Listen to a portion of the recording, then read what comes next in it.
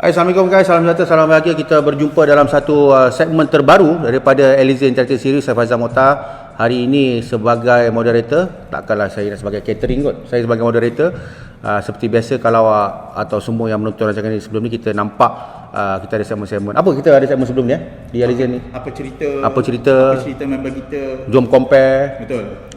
Tapi hari ini kita ada satu segmen baru yang special yang kita nak buat intro episod. Hari ini segmen yang mana kita akan bercerita tentang soalan-soalan atau FAQ ataupun soalan lazim yang ditanyakan oleh rakyat Malaysia, terutama sekali berkenaan dengan teknologi dan juga multimedia dan juga IT. Dan hari ini kita nak berbincangkan tentang apakah dia aplikasi ataupun apps yang kerap atau sering digunakan atau tepatnya kegemaran rakyat Malaysia. Dan sebelum saya bertanya soalan atau berbincang tentang topik ini, saya nak kenalkan panel kita. Di sebelah kanan seperti biasa kita ada Fadi Fauzi. Assalamualaikum. Assalamualaikum. Fadi Fauzi, sedikit penjelasan atau keterangan tentang siapa awak sebenarnya? Saya merupakan salah seorang daripada co-founder dalam Elysian Interactive lah. So kita dah bertapak dekat Elysian ni dah hampir 4 tahun. 4 tahun? Ya. Dan antara tugas-tugas besar awak ialah sign check. Ya, salah satu lah.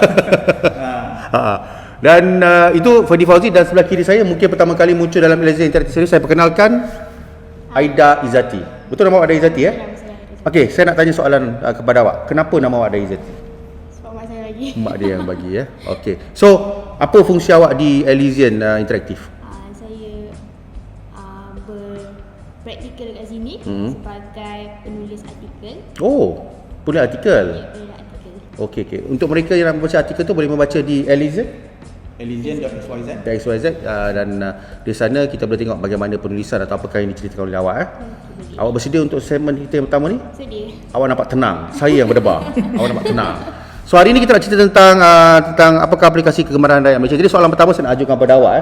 Boleh. Di Malaysia ni pada zaman sekarang yang mana semua orang ada handphone, semua orang ada smartphone, tak dapat tidak, semua dalam handphone semua orang ada apps. Betul. Selalunya apps yang macam mana orang suka download? Top 3 lah. Apps yang macam mana orang suka download? Okey, biasanya apps yang orang suka download ni dia ada beberapa kategori lah. Yang paling utamanya apps yang memang berlega pada kehidupan seharian. Sebab dalam kehidupan seharian kita ada beberapa benda yang kita perlu selesaikan lah. Okey. Yang pertama, kita mesti berkomunikasi dan juga bersosial. Right. Sebab kita memang hari-hari nak kena bercakap dengan orang. Betul. Kan? Dan nombor 2, kita kena berbeli barang, berjual beli. Yep. So berjual beli ni orang maksudnya kita nak purchase something, dan kita nak nak membeli barang ke ataupun kita minat satu benda tu dan kita ni lah shopping lah gitu. So apps yang shopping. Dan yang ketiga, apps yang berkaitan dengan informasi. Contohnya macam dia nak cari maklumat, apa cuaca hari ini contohnya, apa berita-berita terkini, apa informasi terbaru dekat dunia luar tu ataupun di Malaysia lah khususnya. So itu pun kita gunakan apps juga. So macam saya katalah, kiranya apps ni memang apps yang orang biasa gunakan dalam kehidupan seharian lah, supaya dia dapat selesaikan masalah. Bila Fadi cakap apps dalam kehidupan seharian kan, macam Aida sendiri hari-hari apa dia apps yang tak pernah terlepas dari dalam rutin hidup Aida? Apa yang apps yang awak buka hari-hari tu? Kalau macam saya selalu buka WhatsApp, Instagram dan TikTok macam tu lah. Oh, banyak yang melibatkan komunikasi ataupun sosial lah. Apa tadi? WhatsApp, Instagram, TikTok. Saya paling lemah sekali tengok TikTok. Memang saya lemah TikTok. Tapi ramai di antara kawan saya juga menggunakan TikTok. Saya dan Fudi ada akun TikTok, tapi kami tak aktif. Macam awak selalu TikTok apa? Apa konten yang awak buat kat TikTok tu? Saya ikut trend jugalah. Macam ada trend terbaru saya buat. Kebanyakan macam edit transition, edit macam makeup ataupun fashion. Right. Okey. Dan itu antara apps popular yang awak sebut tadi kan? Mungkin generasi berbeza kot. Kita generasi lain. Saya sama generasi dia. Awak mungkin sedikit berbeza. Saya lain lah ni. So tak sesuai lah. Okey. Kalau kita nak bandingkan apps yang awak sebut tadi kan, tapi basically kategori e-commerce, kategori communication macam WhatsApp dan juga social media kan. Ini yang popular bukan setakat di Malaysia tapi seluruh dunia kan. Dan dia memudahkan kita punya urusan harian dan sebagainya. Tapi kita nak cerita tentang dia punya penggunaan setiap hari. Macam awak, saya nampak bukan awak je, saya Aida dan seluruh rakyat Malaysia atau seluruh dunia kerap menggunakan WhatsApp. Kita nak tahu purata penggunaan aplikasi ni sehari. Paling banyak sekali guna apps apa? Saya of course yang paling banyak saya guna adalah WhatsApp lah. Sebab apps ni memang, WhatsApp ni dia dah menggantikan kita punya komunikasi sesama orang lain. Tak kisahlah dengan family ke, dengan kawan-kawan ke. Maknanya start 5 minit, start 1 minit guna WhatsApp. Sekarang masih guna WhatsApp? Sekarang tengah borak ni tak ada, tapi kadang-kadang ada juga kita buka kan. Sebab dulu kalau kita tengok sebelum ada mobile app, kita pakai apa? Kita pakai teks ataupun kita call kan. Tapi kekerapan. Kalau kekerapan tu WhatsApp tu memang paling banyak lah. Kalau ikut nisbah atau ratio, seminit sekali tengok telefon untuk WhatsApp? Biasanya purata 5 minit? 5 minit ke 30 minit lah, paling lama pun 30 minit. Awak selalu berkomunikasi dengan siapa menerusi WhatsApp? Dia sama ada orang yang rapat lah, of course. Dengan wife, dengan family kan, even dengan kita punya rakan-rakan sekerja lah, kita gunakan WhatsApp. Sebab sekarang ni mungkin kalau nak telefon tu, mungkin kadang-kadang orang tu dia ada kerja lain kan, dia tengah drive ke ataupun dia tengah makan ke, so kita nak kata sesuatu, kita WhatsApp. So macam-macam kita boleh hantar gambar, kita boleh hantar mesej, kadang-kadang audio pun kita gunakan WhatsApp juga. Itu antara kelebihan-kelebihan ataupun pro menggunakan WhatsApp lah. Apa dia kelemahan atau kekurangan ataupun con menggunakan WhatsApp ni? Kalau WhatsApp ni kebanyakan dia selalu down lah. Oh ya? Semasanya dia macam down yang lama. Macam baru-baru ni dia baru dah down sekali dengan IG, dengan Facebook. Dia down yang sampai macam lebih kurang 1 jam lebih. Itu down tu sebab apa dia? Sebab dia punya server sama ke, company sama ke? Dia sebab WhatsApp, Instagram dengan Facebook ni dia dipunyai oleh Facebook. So dia dipoint kepada satu sistem yang sama lah, ekosistem sama. So bila isu tu terjadi, yang mana dia punya network dia down lah, dia punya talian dia tu down, so tiga-tiga ni down. Kalau tak silap saya masa tu tengah malam lah kalau waktu Malaysia. Tapi kalau down tu efek ke hidup kita kan? Tak efek sangat lah, sebab kalau macam 3 apps tu down, kita boleh pergi apps lain lah. Tapi kalau macam orang yang tak ada IG atau tak ada Facebook, dia orang macam tak tahulah nak pergi Awak masih okey ni kalau IG tak ada, Facebook tak ada, WhatsApp tak ada pun okey lagi? Okey lagi sebab awak okey? Awak okey kalau WhatsApp down? Saya kalau waktu puncak memang saya tak okey lah. Sebab kadang-kadang saya nak follow up dengan saya punya team member, saya nak tanya kan. So kadang-kadang WhatsApp tu bila down, memang kita tak boleh nak communicate.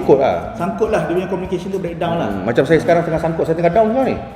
Timer saya mati. Jadi saya kena agak-agak, dah berapa minit kita bercakap ni. So kalau kadang-kadang boleh down, macam timer mati, WhatsApp mati, down juga. Kita kena agak-agak apa dia nak cakap. Buntu. Macam saya blank. Saya dalam matematik, timer saya mati. Jadi saya kena tak tahu berapa minit lagi bercakap ni. Okey. Satu lagi yang sama kepentingan dia dengan apps macam WhatsApp komunikasi adalah social media lah. Macam awak dengan TikTok awak, saya dengan Instagram, Facebook saya, dia dengan dia punya. Awak suka main apa? Saya Facebook lah. Facebook saya lah kan. Orang lama sikit. Apa pentingnya? Mungkin kita tak pernah berbual benda ni, atau mungkin kita selalu guna tapi tak tahu apa manfaat dia. Aplikasi media sosial ni penting ke sekarang ni? Sampai sekarang ni penting tak menggunakan media sosial ni? Kenapa orang menggunakan media sosial ni sampai tercandu atau ketagihan benda tu? Dia sebenarnya social media ni dia lebih pada perkongsian lah. Kita nak berkongsi dengan orang lain. Sebab dulu kalau kita nak berkongsi dengan orang lain tu, kita kena datang rumah dia kan. Kita kena tengok, maybe kalau kita nak tahu apa kegiatan artis tu, maybe kita kena beli majalah kan. Tapi bila dah ada social media ni, orang dah tak beli dah majalah, orang tak beli dah surat khabar. So orang nak tengok aktiviti dia, tengok dekat Facebook, tengok dekat TikTok. Macam selalu apa yang awak share tadi? Biasanya saya share apa yang saya makan lah. Saya suka share hari ni saya makan apa. Kalau tak pun saya jumpa siapalah hari tu. Kalau saya ada jumpa orang baru yang saya baru kenal, so kita ambil gambar, kita makan sama-sama. Share tu untuk kenang-kenangan mungkin, atau untuk berkongsi yang sebenarnya awak dah jumpa seseorang. Sebab malam tu awak lupa. Tadi siapa jumpa siapa? Biasanya kita for the record. Kita share tu macam sebagai kita punya record lah. Sebab bila kadang-kadang Facebook ni kadang-kadang dia pintar. Bila dah lepas tahun 2 tahun tu dia ni balik. Dia mengimbau balik kita punya dia throwback. Dia throwback. So kita boleh tengok, tarikh sekian-sekian rupanya kita pergi somewhere. Macam baru-baru ni semalam saya tengok dekat Facebook saya timeline, rupanya dah 6 tahun dah saya pergi ke Cambodia. Kenapa? Masa tu saya ada ada training dekat sana. Ingat ada beli barang tak ada kan? Saya ingatlah genap 6 tahun dah, tak sedar. 6 tahun dah sebenarnya saya dah pergi Cambodia tu. Tak ajak. Awak bila dia cakap throwback kenangan lama yang kita simpan, ada pernah kenangan lama atau throwback daripada media sosial yang muncul yang awak sakit hati? Dia macam alamak, aku ni geram dengan ini dulu okey.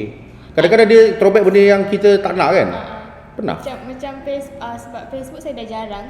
So macam tak ada lah. Macam IG tu kalau di throwback pun kita tak nampak. Macam kita kena buka archive tu baru kita boleh nampak lah dia punya throwback tu. So tak adalah rasa macam sakit hati sangat. Oh, jarang guna Facebook lah. Jarang guna Facebook. Awak ada Facebook, awak ada TikTok, awak ada Instagram, semua tu awak ada lah. Pernah kena ban? Tak pernah. Pernah, tak pernah. Awak pernah kena ban? Saya ada serta lah, contohnya saya nak buat iklan dekat Facebook, saya pernah kena ban. Oh, apa pasal? Sebab ada langkah terms and conditions je lah. Tapi saya still boleh pakai Facebook, cuma nak beriklan je lah, ada masalah sikit. Saya pernah kena ban. Follower saya dah 5,000. Betul, cerita betul. Facebook dengki tu. Follower saya dah 5,000, Dia dengki. saya kena ban. Kenapa? Cerita sikit.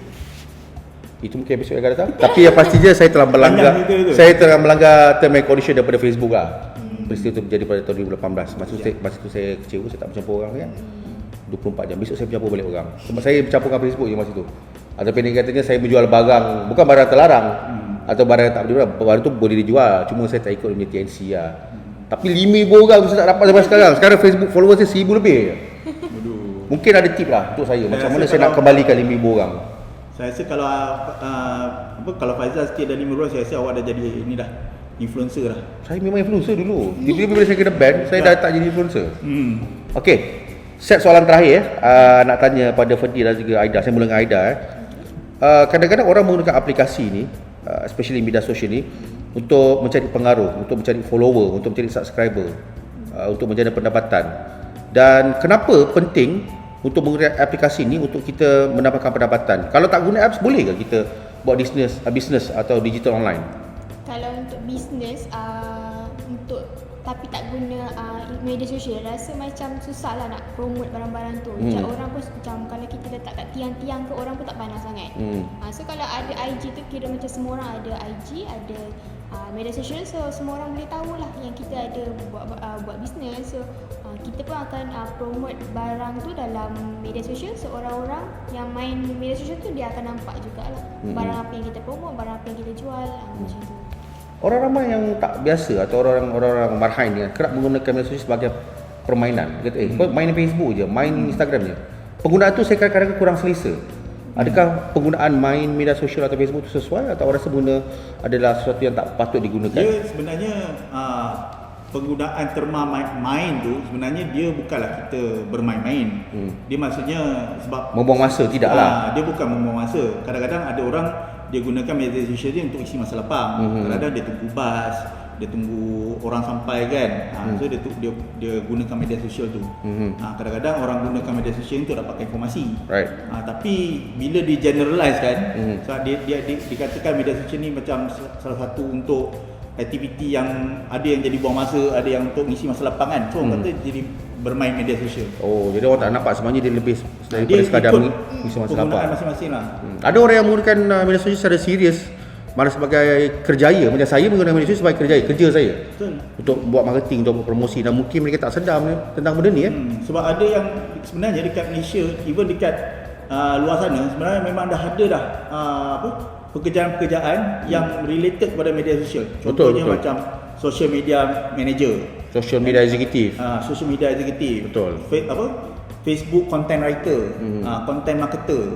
So semua ni peluang pekerjaan ni sebenarnya 10 tahun dulu tak ada. Sekarang dah ada. Bila sekarang ni bila dah ada social media ni, pekerjaan tu pula wujud. Besar lah tu gajinya. Betul. So memang ada kebaikan jugalah media sosial sebab dia pun wujudkan peluang pekerjaan juga. Saya dengar ada seorang social media content writer tu dah boleh pergi Starbucks Reserve. Dulu tak reti dia benda-benda macam ni. Sekarang dia dapat job, dia dah boleh dah. Itu betapa hebatnya orang yang ada job itu. Sebenarnya zaman dah berubah, kita nak cakap. Betul. Okey, soalan terakhir saya nak tanya. Ini penting juga apabila kita bercerita tentang aplikasi atau penggunaan aplikasi ini. Ada juga yang menyalahguna. Ini kita kena discuss sikit atau bincangkan sikit. Mungkin kita boleh pecahkan dalam segmen yang lain tentang scammer lah, of course. Yang menggunakan aplikasi atau aplikasi untuk buat penipuan atau penyelewengan atau scamming. Awak pernah kena scam? Buat masa tak pernah lagi lah. Nak rasa? Tak pernah. Jangan Kerana bahaya. Sekarang kita kadang-kadang scammer ni boleh jadi kawan kita, boleh jadi saudara mara kalau kita tak tahu sebab macam-macam boleh terjadi. Okey, jadi scamming atau scammer ni sebenarnya adalah satu perkara negatif yang berlaku menggunakan apps. Macam mana kita nak elak daripada di scam oleh penyalahgunaan application ni? Okey, yang pertama sekali kalau kita nak elakkan diri daripada scammer ni, kita kena selidik dululah fakta ataupun orang yang cuba nak scam kita tu. Contohnya kalau, sebab dia scammer ni ada banyak jenis. Salah satu dia yang paling popular adalah scammer pinjam duit. Sebab memang ada dekat dalam social media, dia menyamar sebagai kawan kita. Contohnya macam ada kawan kita social media kan, dia tiba-tiba dia menyamar jadi orang tu yang kita kenal. Dia kata dia nak pinjam duit kat kita. Orang popular macam hari tu saya tengok ada orang menyamar sebagai ustaz. Saya tak payah sebut lah ustaz tu, tapi ustaz tu popular lah, ustaz berhuruf D. Sama macam cap saya ni, ustaz huruf D. D-O. Dari satu huruf nama dia terdedah dah.